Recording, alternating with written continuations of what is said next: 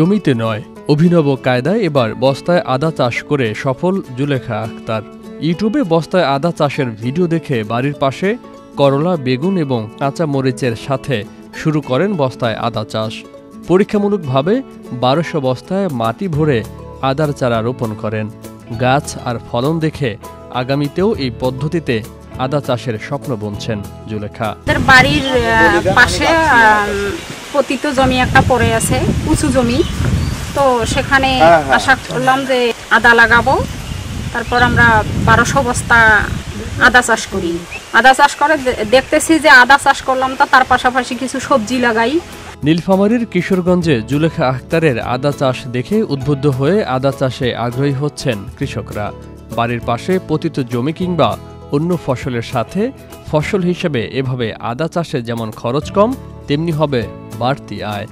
Line করি আমি কাজ গাড়ার পর কিছু লোক আমাদের বাড়ি আইসি দেখতে, এগুলো বস্তা ঠিক আছে, আর আদা গাছি এটা বুদ্ধি করে পেলাম। আমি যে জায়গায় কাজ করি ওই জায়গায় দেখি একটু গাছ। অপরদিকে বস্তায় আদার চারা রোপণ করেছেন রিয়া এগ্রো ফার্মা। সেখানে লিচু বাগানের পতিত জমিতে ৬,০০০ বস্তা আদার চারা রোপণ করেছেন। সার, কীটনাশক, পরিশ্রম এবং রোগবালাই কম হওয়ায় লাভের আশা করছেন তারা। আমরা এখানে লিচু বাগান করেছি। লিচু চাষ করার পরে আমরা এই লিচু বাগানে এই প্রতিটা জমিতে আমরা বস্তায় আদা চাষ করেছি। সরজমিনে আদা লাগালে যে পরিমাণ পচন রোগ দেখা যায়, বস্তায় কিন্তু সে পরিমাণ পচন রোগ নাই। বিধায় দেখা যায় যে এখানে অনেক লেবার খরচ, সব খরচ মিলে এখানে মোটামুটি ভালোই একটা আশা করা যায় লাভজনক। নতুন এই পদ্ধতিতে আদা চাষ দেখে হতবাক পার্শ্ববর্তী মাটিতে আদা চাষ করা কৃষকরা। আমরা জমিতে আদা চাষ করতাম, মোটামুটি ভালো হইতো, আবার পচন হারটা একটু বেশি ছিল।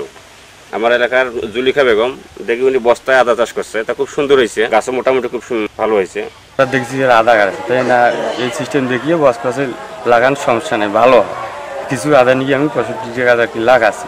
অনাবাদী পতিত জমিগুলো বস্তা পদ্ধতিতে আদা চাষে সর্বোত্তম ব্যবহারের উপযোগী, পাশাপাশি সহজেই নিয়ন্ত্রণ করা যাচ্ছে রোগবালাইয়ের শঙ্কা থেকে।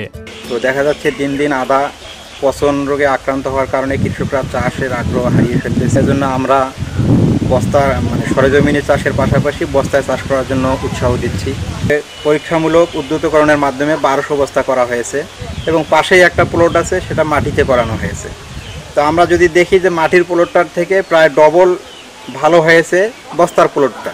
কৃষি বিভাগের পরামর্শ অনুযায়ী কাজ করলে প্রায় ৬৩ মেট্রিক টন আদা উৎপাদন করা সম্ভব হবে বলে মনে করছেন এই কর্মকর্তা। নীলফামারী জেলায় এবছর ১,০৪১ হেক্টর জমিতে আদা আবাদের লক্ষ্যমাত্রা নির্ধারণ করা হয়েছে।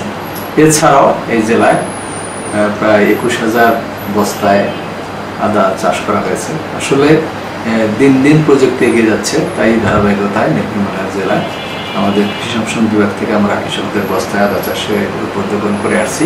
তারই ধারাবাহিকতায় প্রায় ২১,০০০ বস্তায় আদা করা হয়েছে। যদি এটার যত্ন যদি কৃষক ভাইরা ঠিক মতো নিয়ে থাকে, আমরা যেভাবে পরামর্শ দিচ্ছি, এটা আসলে নির্ভর করে বস্তার আপনার এরিয়ার উপরে। বড় বস্তায় ফলন ৭ কেজি পর্যন্ত আসে, আর ছোট বস্তাগুলো ২ থেকে ২.৫ কেজি পর্যন্ত। আমরা গড়ে যদি ৩ কেজি করে যদি আমরা হিসাব করে থাকি, তাহলে প্রায় ৬৩ মেট্রিক টন শুধু বস্তায় আদার ফলন আসবে এই জেলায়। সরকারি পৃষ্ঠপোষকতা পেলে এভাবে বস্তায় আদা চাষ করে নিজেদের চাহিদা মিটিয়ে জেলার বিভিন্ন এলাকা ও বিদেশেও রপ্তানির স্বপ্ন দেখছেন কৃষকরা।